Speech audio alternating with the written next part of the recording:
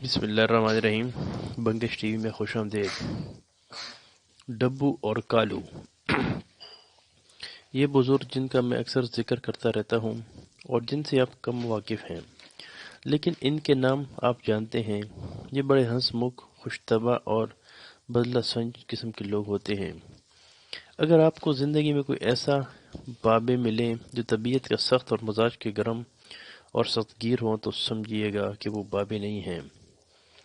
اس نے یہ پیشہ اختیار کر رکھا ہے، بھلے وہ طبیعت کا اچھا ہی انسان ہو۔ بابوں میں تفریح طبع کا سامان بہم پہنچانے کی اللہ نے ایسی صلاحیت دی رکھی ہے کہ بعض اوقات حیرانی ہوتی ہے کہ چھوٹی سی بات سے اتنا بڑا نتیجہ کیسے اخذ کر لیتے ہیں۔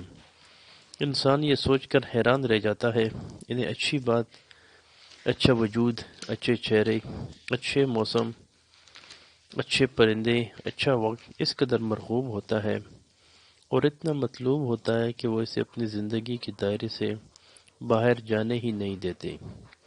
میں اپنے بابا جی کو اپنے بچپن کے واقعات سنایا کرتا تھا۔ انہیں میرا ایک واقعہ ایسا پسند تھا کہ انہوں نے 2 3 4 مرتبہ فرمائش کر کے سنا، اور جب ڈیرے پر نئے لوگ آتے تھے تو وہ مجھے اور وہ والا واقعہ سنانے کا حکم ضرور دیتے، پر مجھے اندیشہ ہوتا کہ میں ان سے اس میں کہیں کسی ایسے مقام پر پھسل نہ جاؤں کہ مجھ سے کوئی کوتاہی سرزد ہو، اور ڈر رہتا تھا کہ کہیں بیان کرنے میں کوئی کسر نہ رہ جائے۔ ایک دفعہ فیصل آباد اور ساہیوال کے کچھ جاگیردار قسم کے لوگ ڈیرے پر آئے ہوئے تھے، تو مجھے بابا جی نے مخاطب کرتے ہوئے کہا کہ اشفاق صاحب، وہ واقعہ سنائیں جب آپ چھوٹے ہوئے، چھٹے اور ایسا قصہ چلتے تھے۔ دوستو، مجھے یاد ہے اس وقت میری عمر کچھ زیادہ بڑی نہیں تھی، کوئی 4 سال کوئی ہوگی۔ ابھی اسکول داخل نہیں ہوا تھا، لیکن مجھ میں ہوش کے آثار اپنے دوسرے بہن بھائیوں کے مقابلے میں کچھ زیادہ تھے، اور جو فوٹوگرافک امیج میرے تصرف میں آتے وہ ذہن سے جاتے نہیں تھے۔ ہمارے گاؤں کی طرف جو راستہ آتا تھا وہ سرخ اینٹوں کا تھا، اور میرے والد صاحب کہا کرتے تھے کہ یہ سڑک نہیں ہے بلکہ سولنگ بنائی گئی ہے۔ ہم بڑے خفیف اور شرمندہ ہوتے تھے، اور میرے والد ہمیشہ اونچے شملے والی پگڑی باندھ کر بڑے فخر سے کہا کرتے تھے کہ سڑک ہم نے دیکھی ہے۔ دوسری طرف میرے بہن بھائی اتنے بد نصیب تھے کہ ہم اکثر سوچا کرتے تھے کہ جانے سڑک کیسی ہوتی ہے۔ اس زمانے میں سڑکیں کم ہی ہوا کرتی تھی۔ ہم اس زمانے میں سولنگ سرخ اینٹوں کو منظم انداز سے کھڑا کر کے بنایا گیا راستہ تک ہی ہم اب بھی پہنچے تھے کہ وہ انگریز کا دور تھا، ذرا تیزی سے کام کرتے تھے۔ انگریز کو اس بات کا بڑا شوق تھا اور وہ ڈاک کے نظام پر خصوصی توجہ دیتا تھا، اور پوسٹل سسٹم کی بہتری اس کی ترجیحات میں شامل تھی، اور اس نظام کو مؤثر بنانے کے لیے سڑکوں اور بہتر راستوں کی ضرورت ہوتی تھی۔ لہٰذا وہ جلدی میں پکی سڑک کی جگہ سولنگ بنوا دیتا تھا تاکہ ڈاک کا نظام متاثر نہ ہو۔ وہ ڈاک کے نظام کو کامیاب اور ترقی یافتہ دیکھنے کا خواہاں رہتا تاکہ دور دراز کے لوگوں کا ضلع کے ساتھ رابطہ قائم رہے۔ ظاہر ہے انہیں اس طرح سے حکمرانی میں آسانی ہوتی ہوگی۔ ہمارا گاؤں اچھا خاصا بڑا تھا، اس کا بازار بھی بڑا تھا۔ میرا خیال ہے اس کو حق پہنچتا تھا کہ اس طرف آنے والی سڑک پکی اور سرمئی رنگ کی ہوتی ہے، لیکن ایسا نہیں تھا۔ اس سولنگ والی سڑک پر ایک بس ہمارے گاؤں آیا کرتی تھی۔ ہم اس بس کو لاری کہتے تھے۔ لاری کو آپ پرانے زمانے کی شور مچاتی ہوئی بس کہہ سکتے تھے۔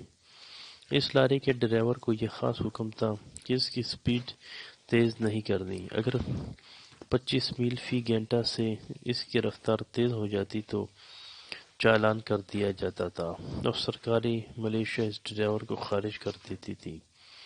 اس طرح وہ پرانی سی لاری مسافروں سے لدی پھدی، روتی پٹتی، گڑگڑاتی کراتی تھی۔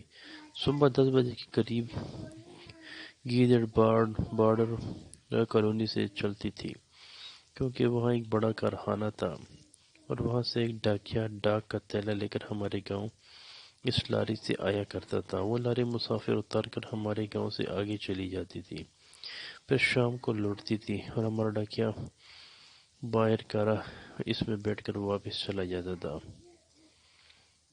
جب ہمارے گاؤں وہ ڈاکیا ڈاک لے کر آتا تو اس کے کندھے پر ایک تو تھیلا لٹکا ہوا ہوتا تھا، خاکی وردی اس نے پہنی ہوتی تھی اور ایک چمڑے کا بیلٹ اس نے سینے سے کمر کی طرف باندھا ہوتا تھا۔ وہ بڑی شان سے چلتا تھا۔ جب وہ بس سے اترتا تو ہمارے گاؤں کا ایک دکاندار جس کا نام سردلنگ تھا، اسے سب سردول سنگھ ڈرائیور والا کہا کرتے تھے۔ وہ مویشیوں کے لیے کھل، بنولا، بوسا اور چھوکر وغیرہ بیچتا تھا۔ اس ڈاکیے کا نام سلطان تھا۔ جب وہ سلطان ڈاکیا لاری سے اتر کر آتا تو سردوں سے اونچی آواز میں لہرا کہتا تھا کہ سبحان اللہ سلطان، تیری سب تو اونچی شان، تیرا اللہ نگہبان، بسم اللہ جی آیا نو سلطان۔ وہ سلطان چھٹی رساں کو دیکھ کر نظم پڑھتا تھا۔ سلطان اسے سلام کرتا، اس کی دکان میں آ جاتا۔ اس دکان کے سامنے ایک سبزی فروش کا چبوترا تھا۔ اس چبوترے میں سلطان چھٹی رساں اپنا وہ خوبصورت سا تھیلا رکھتا، اس میں سے خفتوط کے 2 بڑے بڑے پیکٹ نکالتا اور انہیں رسی سے الگ کر دیتا، جبکہ اپنا ڈاک کا بڑا تھیلا سبزی فروش کے پاس رکھ دیتا۔ دوستو، جب وہ ڈاکیا وہاں سے چلنے لگتا تو 2 کتے ڈبو اور کالو اس کے پاس آ جاتے۔ ڈبو کی کمر پر ایک چٹاخ کا نشان تھا، جبکہ کالو کالے رنگ کا تھا۔ دونوں آوارہ کتے تھے، لیکن انہیں جانے کیسے پتہ چلتا تھا کہ سلطان چھٹی رساں لاری سے اتر چکا ہے۔ وہاں پہنچ جاتے۔ ڈبو ڈاکیے کی دائیں جانب، جبکہ کالو اس کے بائیں آ کر بیٹھ جاتا۔ وہ ڈاکیا ان دونوں پیکٹوں میں سے ایک ڈبو کے منہ میں دے دیتا، دوسرا پیکٹ کالو کو دے دیتا۔ دونوں آوارہ کتوں میں معلوم نہیں اس قدر نظم، تابع فرمانی اور داد و سلیقہ کہاں سے آ جاتا کہ اپنے پیکٹ اٹھائے چل پڑتے، جبکہ سلطان چھٹی رساں ان دونوں کے درمیان میں چلتا۔ دائیں ہاتھ کی جتنی بھی آبادی تھی، اس کی چھٹیاں پہلے تقسیم ہوتی، پھر ہر گھر پر کھڑے ہو کر ڈاکیا کالو کے منہ سے پیکٹ لیتا، خط چاٹ کر دیتا، پھر اسے بانٹ کر کالو کو دیتا۔ جب آخر تک پہنچ جاتے، پھر واپسی پر ڈبو کے پیکٹ کی باری ہوتی۔ ڈبو بھی ایسا انداز میں ڈیوٹی دیتا۔ دونوں نہایت ادب انداز میں خطوط ختم کرنے پر ڈاکیا کے قریب دم سمیٹ کر بیٹھ جاتے۔ وہ ان کتوں کو کیا دیتا تھا، اس کے ساتھ کیا شفقت برتا، میں نہیں جان سکتا۔ میں تو اس وقت چھوٹا سا تھا، لیکن بہت مجسس تھا کہ کتوں کے سامنے تابع فرمانی دے کر ہم سلطان کو اپنا ہیرو سمجھتے تھے۔ جس طرح آپ کی فلموں کے ہیرو اور ہیروئن شان اور ریما وغیرہ ہیں، اسی طرح ہمارے گاؤں کا شان جو تھا وہ سلطان چھٹی رساں تھا۔ ہمارے سارے اس کی محبت میں مبتلا تھے۔ اسی طرح ہمارے گاؤں وہ بڑا ہی شفیق انسان تھا اور سر سے تلے ہوئے پگڑی باندھتا تھا۔ وہ خط تقسیم کر کے باقی ماندہ خطوط تھیلے میں واپس رکھ دیتا تھا۔ تھوڑی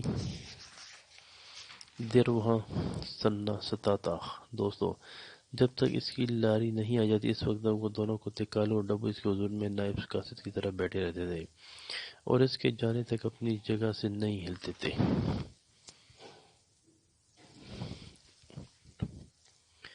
ایک دن ایسا ہوا کہ بڑی زور کی آندھی چلی اور ہمارے گاؤں کے درخت بہت زور سے گڑگڑائے اور شراٹے دار ہوا چلی۔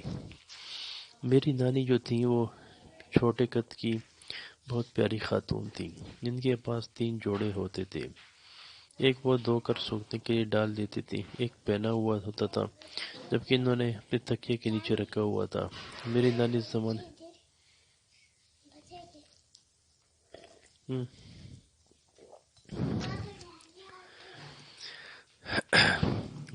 زمانے میں بھی کپڑے استری کیے بغیر نہیں پہنتی تھی۔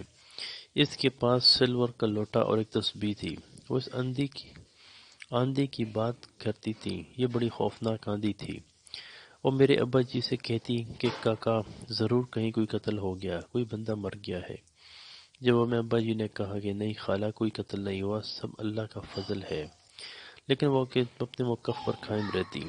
ان کا ڈر ان کی زندگی سے کا ایک خاصہ تھا۔ وہ انسان کے بارے میں بہت زیادہ محسوس کرتی تھی۔ اس زمانے میں کوئی قتل و تل تو ہوتا ہی نہیں تھا، شاید و نادر ہی کوئی ایسا سی بات ہوتی۔ اس زمانے میں تعلیم بھی اتنی عام نہیں تھی۔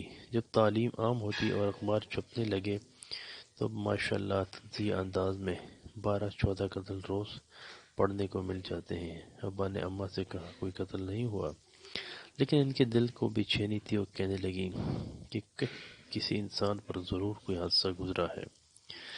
خواتین و حضرات، اگلے دن جب لاری رکی تو ڈاکیہ کا تھیلا لے کر وہ چھٹی رضا اترا۔ اس کا نام عبدالرزاق تھا، وہ سلطان نہیں تھا۔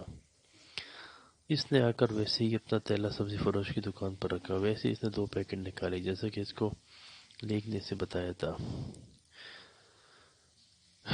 سلطان نہیں آیا۔ اس نے بتایا رات اچانک حادثہ گزرا اور پتہ نہیں اس پر کس بیماری کا اٹیک ہو گیا اور وہ فوت ہو گئے ہیں، اور انگریز کا اصول یہ ہے کہ ڈاک نہیں رکنی چاہیے۔ اب اس ڈیوٹی پر میں حاضر ہو گیا ہوں۔ اس نے بتایا سلطان میرا سینئر تھا، میں اس کے ساتھ 2-3 مرتبہ یہاں ڈاک تقسیم کر چکا ہوں۔ مجھے کالو اور ڈبو کا بھی پتہ چلا ہے۔ بڑی دیر تک بیٹا کالو اور ڈبو کا انتظار کرتا لیکن وہ نہیں آئے۔ پھر اس نے لوگوں سے پوچھا کہ وہ کہاں ہیں، تو لوگوں نے کہا ہم نے تو انہیں نہیں دیکھا، کل رات تک تو یہاں تھے، پھر علم نہیں کہ کدھر چلے گئے۔ خواتین و حضرات، جو سلطان کے ساتھ حادثہ گزرا ہوگا تو پتہ نہیں کس سے معلوم ہوگا کہ وہ ہمارا محبوب یار یہاں سے جا چکا ہے، اب ہمارا بھی اس علاقے میں رہنا ممکن ہے۔ غالباً انہوں نے ایسا ہی خیال کیا ہوگا۔ ڈبو اور کالو کو لوگوں نے بھی تلاش کیا لیکن وہ نہیں ملے۔ چھٹیاں تو بعد میں تقسیم ہوتی رہیں لیکن اس گاؤں کی ساری رونق اور ادم محبت کی ایک زندہ داستان تھی، معدوم ہو گئی۔ میں جب بابا جی کے حکم پر ایک کہانی سنا چکا ہوتا تو بابا جی کہتے کہ دیکھ اس میں ایک نئے راز ہے۔ جب تک ایک شخص جو کہ سلطان چھٹی رضا کے نام سے ایک سیدھی سڑک پر چلنے والا تھا، اس کی حفاظت کے لیے دائیں بائیں 2 خیال چلتے تھے۔ وہ بتاتے تھے کہ دھیان، خیال، مراقبہ ایک ہی چیز کا نام ہے۔ وہ دھیان جو آپ کی حفاظت کرتا ہے، دھیان کالا بھی ہوتا ہے، دھیان سفید بھی ہوتا ہے، یہ چت کبرا بھی ہوتا ہے اور ڈبا بھی، لیکن جب ایک آدمی تہیا کر لیتا ہے اور اونچی آواز میں پکار کر کہتا ہے اہدنا الصراط المستقیم، تو پھر اس کو سیدھا راستہ دکھایا جاتا ہے، جو خود اپنی کوشش کرتا رہتا ہے کہ میں سیدھے راستے کو بنا لوں گا یا بنا لوں گی، یا میں وظیفہ کر کے حقیقی راستے کو ڈھونڈ لوں گی، اور وہ پکار نہیں سکتی۔ جیسے جہانگیر بادشاہ کے ایوان عدل میں زنجیر کھینچ کر گھنٹی بجا جاتی تھی، اسی طرح جب تک اللہ کے دربار میں زنجیر کھینچ کر گھنٹی بجائی جاتی، بڑے چاو مان کے ساتھ نہیں کہا جائے گا دکھا مجھ کو سیدھا راستہ، میں تو اندھا اور بیکار ہوں، میں تو ان پڑھ ہوں، میرے پاس تو کچھ نہیں، اب یہ تیری ذمہ داری ہے، مجھے سیدھا راستہ دکھا۔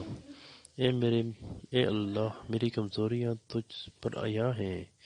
بابا جی کہتے ہیں اپنے آپ کو ٹھیک کرنے کی کوشش مت کریں، اپنے آپ کو اس کے حوالے کر دیں۔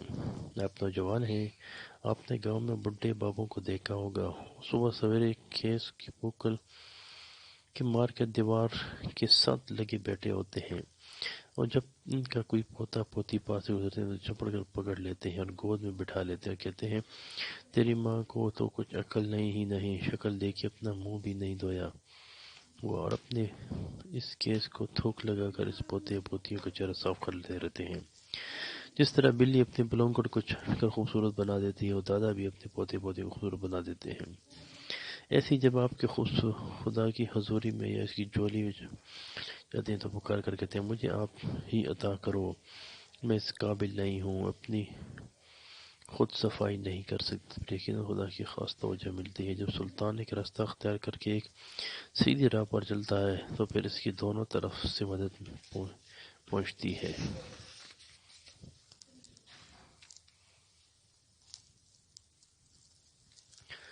بابا جی کہتے ہیں سلطان نہیں، یہ دھیان ہے، اور یہ دھیان نہیں، یہ مراقبہ ہے، کیونکہ دھیان کے بغیر آپ کچھ نہیں ہیں۔ خود زور لگانے یا اپنے بوٹ کے تسمے پکڑ کر زور سے کھینچنے اپنے آپ کو ہوا میں نہیں اٹھا سکتے۔ اس کے لیے جسم کو ڈھیلا چھوڑنے کی ضرورت نہیں، کوئی دوسرا آپ کو باہوں میں اٹھا کر اونچا چلے گا، لیکن اپنا زور لگا کر نہیں، اپنا زور اسی قدر ہے جو آپ کو بتا دیا جائے گا، اس کے مطابق آپ پکار کر نہیں کہیں گے مجھے تو یہ چیز عطا کی گئی ہے اور اسی عطا کا طلبگار ہوں، یہ بات بنے گی۔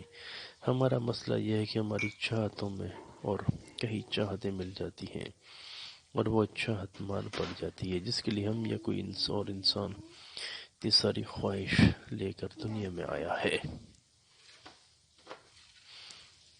دوستو، اللہ تعالیٰ آپ کو آسانی عطا فرمائے اور آسانیاں تقسیم کرنے کا شرف عطا فرمائے۔